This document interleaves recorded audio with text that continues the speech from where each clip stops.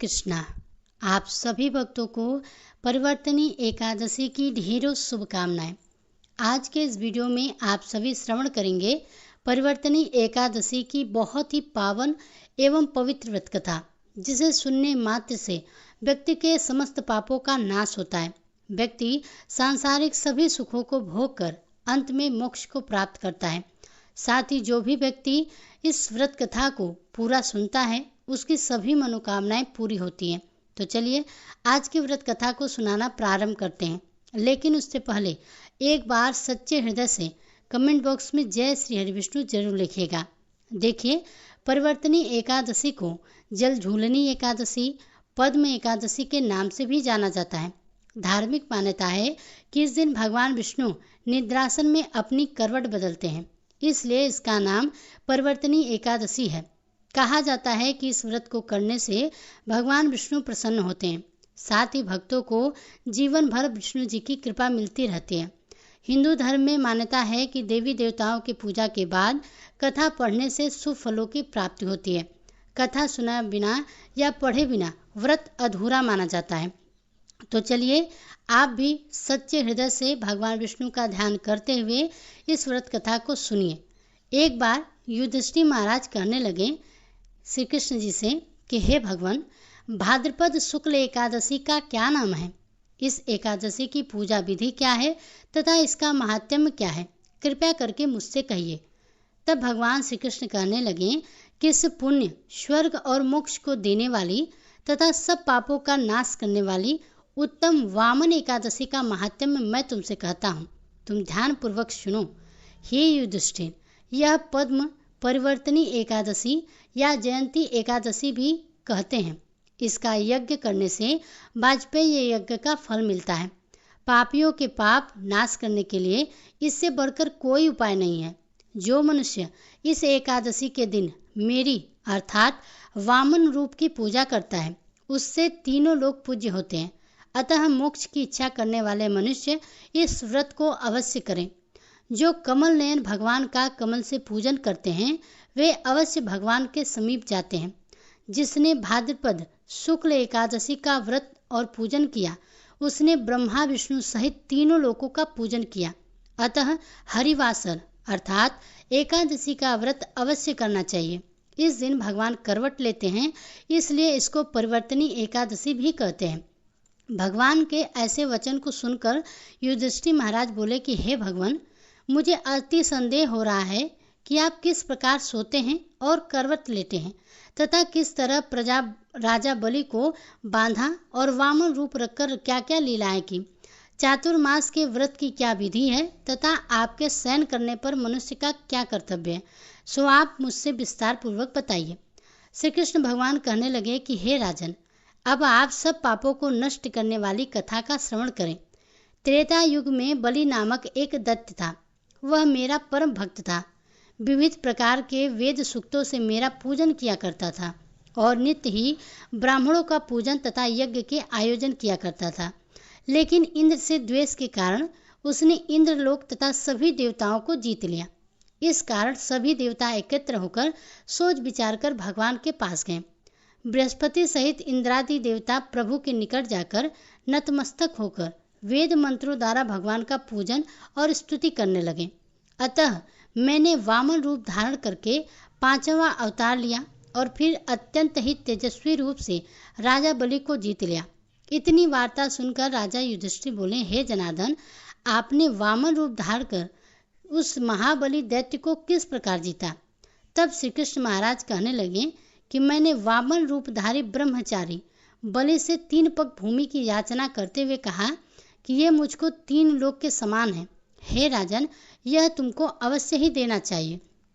राजा बलि ने इसे तुच्छ याचना समझकर 3 पग भूमि का संकल्प मुझको दे दिया और मैंने अपने त्रिविक्रम रूप को बढ़ाकर यहाँ तक कि भूलोक में पद, भूलोक में जंघा, स्वर्गलोक में कमर, महलोक में पेट, जनलोक में हृदय, यमलोक में कंठ की स्थापना कर सत्यलोक में मुख, उसके ऊपर मस्तक स्थापित कर दिया।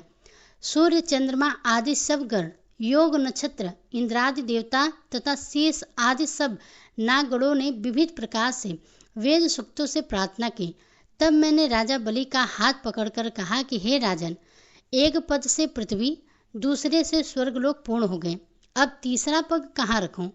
तब राजा बलि ने अपना सिर झुका लिया और मैंने अपना पैर उसके मस्तक पर रख दिया, जिससे कि मेरा वह भक्त पाताल लोक को चला गया। फिर उसकी विनती और नम्रता को देखकर मैंने कहा कि हे बलि, मैं सदैव तुम्हारे निकट ही रहूंगा। विलोचन पुत्र बलि से कहने पर भाद्रपद शुक्ल एकादशी के दिन बलि के आश्रम पर मेरी मूर्ति स्थापित हुई। इसी प्रकार दूसरी क्षीर सागर में शेषनाग के पृष्ठ पर हुई। हे राजन, इस एकादशी को भगवान शयन करते हुए करवट लेते हैं, इसलिए तीनों लोकों के स्वामी भगवान विष्णु का उस दिन पूजन करना चाहिए। इस दिन तांबा, चांदी, चावल और दही का दान करना उचित है। रात्रि को जागरण अवश्य करना चाहिए। जो विधि पूर्वक इस एकादशी को व्रत करते हैं वे समस्त पापों से मुक्त होकर स्वर्ग में जाकर चंद्रमा के समान प्रकाशित होते हैं और यश को पाते हैं।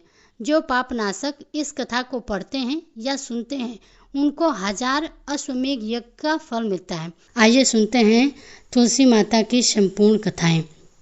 तुलसी माता को हरिप्रिया भी कहा जाता है। जितना भगवान श्री हरि विष्णु सोने, चांदी, हीरे, मोती और रत्नों से प्रसन्न नहीं होते हैं, उतना सिर्फ तुलसी दल से प्रसन्न हो जाते हैं। श्रद्धा भाव से तुलसी दल भगवान श्री हरि विष्णु को अर्पित करने से मनुष्य के सभी संकट कट जाते हैं और सभी मनोकामनाओं की पूर्ति होती है। शास्त्रों के अनुसार एकादशी के दिन तुलसी जी में कभी भी जल नहीं चढ़ाना चाहिए, क्योंकि तुलसी महारानी स्वयं एकादशी का निर्जल व्रत रखती हैं। लेकिन द्वादशी के दिन व्रत के पारण के समय तुलसी माता को जल अवश्य चढ़ाना चाहिए और पूरे विधि विधान से पूजा पाठ करके उनकी कथाओं को सुनकर ही अपना व्रत खोलना चाहिए। एक बार एक गांव में एक बुजुर्ग महिला रहा करती थी। वह बहुत ही पूजा पाठ किया करती थी।